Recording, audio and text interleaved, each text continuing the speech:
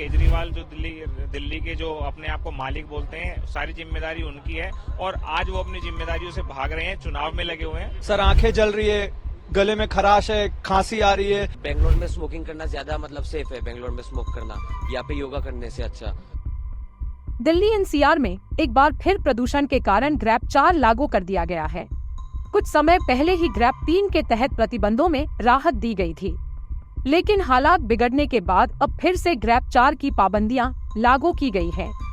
सोमवार रात 9 बजे तक AQI का स्तर 399 था, लेकिन रात 10 बजते ही यह 400 को पार कर गया और दिल्ली एनसीआर में धुआं फैलने लगा। सुप्रीम कोर्ट के निर्देशों के तहत जैसे ही हवा की गुणवत्ता खराब होती है, तुरंत पाबंदियां लागू करनी होती है, इसलिए बिना देरी के ग्रैप 4 की पाबंदियां लागू कर दी गई। ग्रैप 4 के तहत दूसरे राज्यों से दिल्ली में ट्रकों की एंट्री पर रोक लगा दी जाएगी। हालांकि CNG और इलेक्ट्रिक ट्रकों को छूट मिलेगी, साथ ही जरूरी सामान ले जाने वाले ट्रकों को भी अनुमति दी जाएगी। दिल्ली के बाहर रजिस्टर्ड लाइट कमर्शियल वाहनों की एंट्री भी बैन रहेगी। हैवी कमर्शियल व्हीकल्स HGV जो BS मानकों या उससे नीचे रजिस्टर्ड है, उन्हें भी दिल्ली में एंट्री नहीं मिल सकेगी। राज्य सरकारों को यह निर्णय लेने का अधिकार होगा कि सरकारी, नगरपालिका और निजी कार्यालयों में 50% कर्मचारियों को घर से काम करने की अनुमति दी जाए या नहीं। इसके अलावा सरकार ऑड-इवन स्कूलों की ऑफलाइन क्लासेस को बंद करने, कार्यालयों में 50% उपस्थिति और अन्य आपातकालीन उपायों पर निर्णय ले सकती है। कंस्ट्रक्शन साइट्स पर भी सख्त पाबंदियां रहेंगी और सीमेंट, प्लास्टर, टाइल्स की कटिंग जैसे कार्यों पर रोक रहेगी।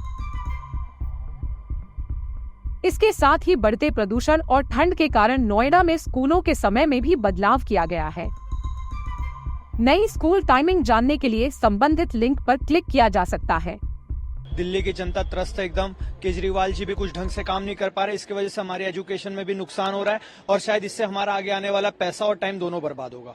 गाड़ियों पे भी रिस्ट्रिक्शन लगी है, कंस्ट्रक्शन भी बंद हो गया, बहुत लोगों को मॉनेटरी भी लॉस हो रहा है, हेल्थ भी इफेक्ट हो रहा है और जो छोटे मोटे बच्चे हैं वो भी बहुत ज्यादा बीमार पड़ रहे हैं। इनडायरेक्टली इससे आम जनता का नुकसान है। बड़े बड़े नेता तो अपने घरों में बैठे हुए हैं एसी कमरों में। सर आंखें जल रही है, गले में खराश है, खांसी आ रही है, बहुत ज्यादा आंखें जल रही है, थोड़ा बहुत दिल में भी दर्द हो रहा है, तो ये सारी चीजें हमें देखने को मिल रही है।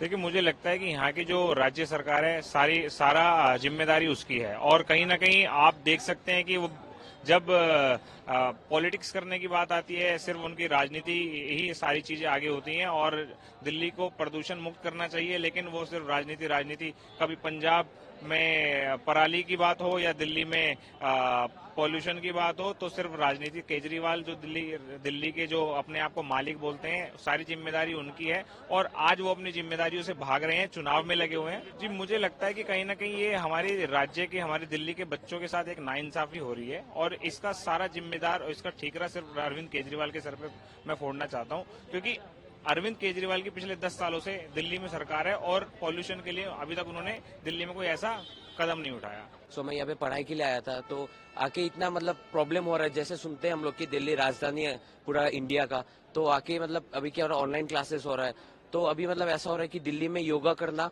मतलब और बेंगलोर में स्मोकिंग करना ज्यादा मतलब सेफ है, बेंगलोर में स्मोक करना या पे योगा करने से अच्छा।